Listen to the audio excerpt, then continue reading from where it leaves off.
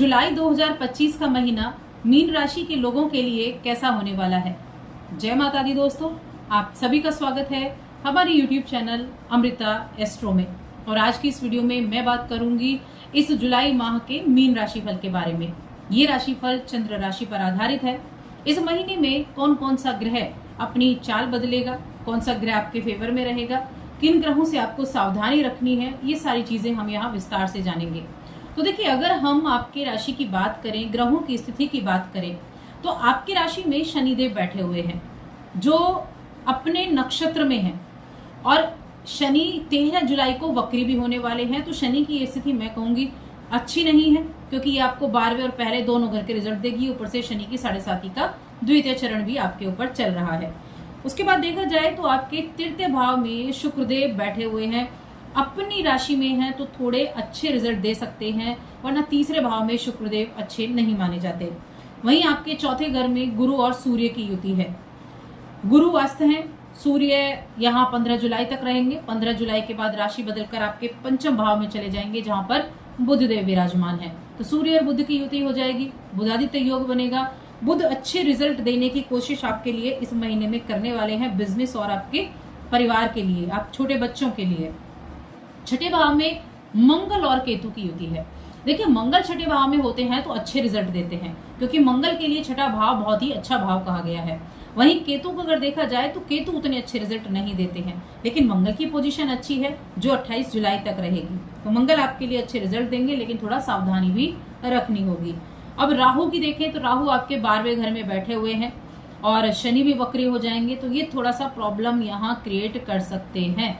थोड़ा सावधानी भी रखनी होगी और कुछ चीजें ठीक ठाक भी रहेंगी, क्योंकि राहु गुरु के नक्षत्र में है और गुरु चौथे भाव में विराजमान है।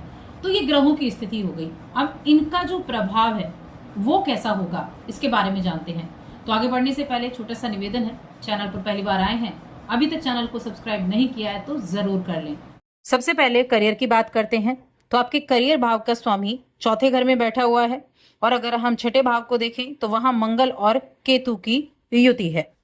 तो देखिए, गुरु जो है वो आपकी राशि के स्वामी है, और गुरु पूरी तरीके से हो सकता है कि मेंटेन ना कर पाए सारी चीजों को, लेकिन फिर भी जब आप अपने काम पर ध्यान देंगे, आप अपने काम से जुड़े हुए हैं, तो आपको करियर से संबंधित परिणाम बेहतर मिल सकते हैं। साथ ही आपको हर एक चीज को मेंटेन करके रखने की जरूरत है। अगर आपका मैनेजमेंट अच्छा रहा, यानी आपका मैनेजमेंट पार्ट अच्छा रहा, योजनाबद्ध तरीके से आपने काम किया, तो आप अपने कामों को समय से पूरा कर भी सकेंगे और उनके द्वारा लाभ भी प्राप्त कर सकेंगे। आपके जो भाग्येश हैं वो मंगल हैं।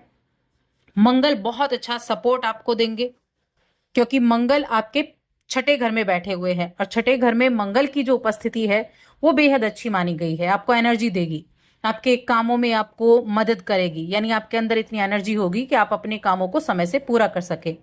और महीने के अंत तक, यानी कि 28 जुलाई तक मंगल यहीं रहने वाले हैं। तो मैं कहूंगी जो नौकरी कर रहे हैं उनके लिए परेशानी तो होगी, लेकिन मंगल की एनर्जी है वो आपको अच्छे परिणाम दिलाने में कामयाबी भी देने वाली है।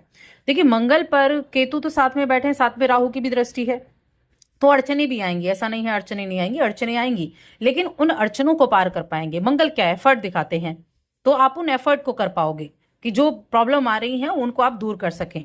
और आपके अंदर एक बड़ा कॉम्पिटिटिव भाव आपके अंदर रहेगा इस समय अवधि में।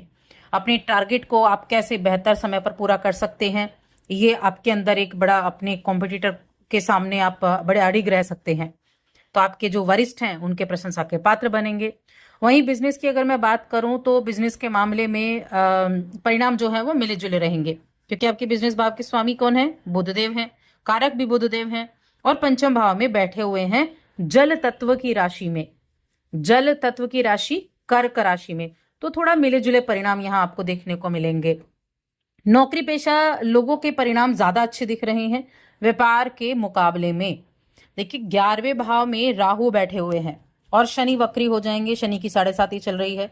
शनि 13 जुलाई को वक्री होंगे जो आपकी राशि में बैठे हैं, तो 12वें घर के भी रिजल्ट देंगे, तो खर्चे भी आपके बढ़ने वाले हैं। राहु जो 12th हाउस में बैठे हैं, 12th हाउस से जुड़े हुए देखिए वैसे अच्छे रिजल्ट देते हैं, लेकिन शनि वक्री हो रहे हैं तो थोड़ा प्रॉब्लम भी क्रिएट कर सकते हैं। डिपेंड ये भी करता है कि आपकी दशा कैसी चल रही है, किस घर की आपकी दशा चल रही है उसके अनुसार भी आपको रिजल्ट देखने को मिलते हैं। फाइनेंशियल कंडीशन की अगर मैं बात करूं तो शनि देव आपको लाभ करवाने में हेल्प करने वाले हैं। थोड़ा बहुत आपके लिए लाभ की स्थिति बन सकती है। थोड़ा बहुत का मतलब है कि शनि थोड़ा बहुत लाभ की स्थिति बनाएंगे। बाकी मंगल की स्थिति काफी अच्छी है। आप अपने धन को सुरक्षित करते देखेंगे, क्योंकि जो धन भाव के स्वामी, द्वितीय भाव के स्वामी है वो मंगल देव होते हैं और छठे घर में बैठे हैं, साथ में भाग्य भाव को देख रहे हैं और आपके 12वें और राशि को आपकी को देख रहे हैं। तो कहीं ना कहीं मंगल की जो एक पोजीशन है वो कई मामलों में अच्छा रिजल्ट दे रही है। भले कमाई आपकी कितनी भी है, लेकिन हाँ उसका कुछ हिस्सा आप बचाने में कामयाब रह सकते हैं। तो पैसे को देखिए, पैसे के दृष्टिकोण से परिणाम ठीक है, लेकिन शनि की 7.5 भी है और अगर 7.5 अच्छी नहीं चल रही है तो आपको प्रयास करने होंगे। धन के कारक गुरु बृहस्पति और आपकी राशि के स्वामी गुरु बृहस्पति, ये भी, इनकी भी स्थिति जो है अभी वो अस्त चल रहे हैं। थोड़े टाइम के बाद स्थिति ठीक हो जाएगी, लेकिन फिर भी वो अच्छे रिजल्ट देने का काम कर रहे हैं। तो कमाई के मामले में ठीक है, मिला जुला है। जितना मिलेगा वो आपकी मेहनत से मिलेगा, जो मिलेगा उसमें से बचत जरूर कर पाएंगे। तो यहाँ एफर्ट करने की जरूरत है और एफर्ट मंगल देव आपसे करवाने वाले हैं। राहु विदेश जाने के मौके आपको देने वाले हैं और शनि वक्री होंगे तो भी विदेश जाने का मौका मिलेगा। मंगल की स्थिति है वो भी विदेश जाने का मौका आपको दे रही है। किन चीजों के मामले में? धन कमाने के लिए, पैसे के मामले में, जॉब पाना चाहते हैं उसके लिए बाहर जाने की कोशिश आप कर सकते हैं, तो उसके मामले में अच्छा है। अब बात करते हैं आपकी प्रेम जीवन, पारिवारिक जीवन और वैवाहिक जीवन की। तो प्रेम संबंध का अगर देखा जाए तो पंचम भाव में बुध बैठे हुए हैं और पंचम भाव के स्वामी कौन होते हैं? यहाँ चंद्रदेव होते हैं, जो हर 2 से ढाई दिन में अपनी राशि बदल लेते हैं। अब बुध पंचम में है तो देखिए, बुध जो है ना प्रेम के कारक नहीं है, तो अपने शब्दों का थोड़ा ध्यान रखें, क्योंकि बुध देव संवाद के कारक हैं। तो आप क्या करेंगे? थोड़े चुभने वाले शब्दों का प्रयोग कर सकते हैं, जिसका प्रभाव आपको रिश्तों में देखने को मिलेगा। लेकिन शुक्र की स्थिति अच्छी है तो वो चीजों को ठीक करने का काम भी करेंगे। तो बहस करने से बचें और अपनी वाणी पर थोड़ा कंट्रोल करें। अब 7वें भाव के स्वामी 5वें भाव में फायदेमंद रहेंगे। प्रेम विवाह की इच्छा रखते हैं तो अपनी बात को आगे बढ़ा सकते हैं। कोई ऐसे व्यक्तियों से आप बात कर सकते हैं जिनके बात करने से समाधान निकल जाए, तो वहां स्थिति ठीक है। और शनि 7वें भाव पर दृष्टि भी डाल रहे हैं, क्योंकि राशि में बैठे हुए हैं। तो एक दूसरे के साथ थोड़ा नरमी से पेश आए, धैर्य से एक दूसरे के प्रति जागरूक बने रहे, यानी अपने दाम्पत्य जीवन के प्रति जागरूक बने रहे। और खासतौर से 13 जुलाई के बाद रिलेशनशिप में थोड़ा आपको चीजों को मेंटेन करने की जरूरत होगी, तो थोड़ा ध्यान रखेंगे। पारिवारिक जीवन देखा जाए तो देखिए, द्वितीय भाव के स्वामी मंगल हैं, छठे घर में बैठे हुए हैं। मन मुटाव थे तो उनको दूर कर पाएंगे और दूसरों की सहायता भी करते हुए दिखाई देंगे। भाई बंधुओं के साथ संबंध अच्छे रहेंगे, तो यहाँ ठीक ठाक मुझे दिखाई दे रहा है समय। अब मैं बात करती हूँ शिक्षा की। तो देखिए, शिक्षा के स्वामी, शिक्षा बुद्धि के स्वामी पंचम भाव में बैठे हुए हैं और जैसा कि मैंने कहा, पंचम भाव के स्वामी बनते हैं यहाँ चंद्रदेव, जो हर 2 ढाई दिन में राशि बदल लेते हैं। मंगल की उपस्थिति अच्छी है। मंगल आपके 9वें भाव के स्वामी छठे घर में बैठे भी हैं, तो कंपटीशन में कोई बैठते हैं तो कंपटीशन से अच्छे लाभ मिलने की उम्मीद है। हायर एजुकेशन के लिए अच्छा समय है, बाहर जाकर पढ़ाई करने के लिए अच्छा समय है, लेकिन एफर्ट ज्यादा करने पड़ेंगे क्योंकि शनिदेव वक्री होने वाले हैं, तो थोड़ा ध्यान रखें। बच्चों के लिए मैं कहूंगी अपना टाइम मैनेजमेंट पर आपको ध्यान देना है, जो छोटी क्लास के बच्चे हैं, क्योंकि टाइम मैनेज नहीं हो पा रहा होगा, यहाँ थोड़ा दिक्कतें आपको जरूर देखने को मिल रही होंगी। अब आपकी हेल्थ की बात करते हैं। हेल्थ के मामले में देखा जाए तो छठे भाव में मंगल आपकी हेल्थ को इंप्रूव करेंगे। कोई भी अगर दिक्कत होती है तो उसको ठीक करने का काम भी करेंगे। अपने देखिए, आहार पर आपको विशेष रूप से ध्यान देना है। आहार पर अपने ध्यान दे लिया, खाने पीने की चीजों पर ध्यान दे लिया, लापरवाही नहीं की, तो आपकी जो स्वास्थ्य है वो अच्छा रहेगा। अब उपाय की बात कर लेते हैं। उपाय क्या करने हैं?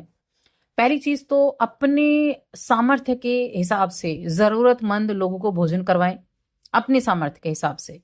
और दूसरा है कि गाय है आसपास तो गाय को चारा दें, गाय की सेवा करें, या फिर गौशाला है वहां आप सेवा करके आ सकते हैं। ये कार्य आपको करने हैं। साथ ही चैनल को सब्सक्राइब कर लें।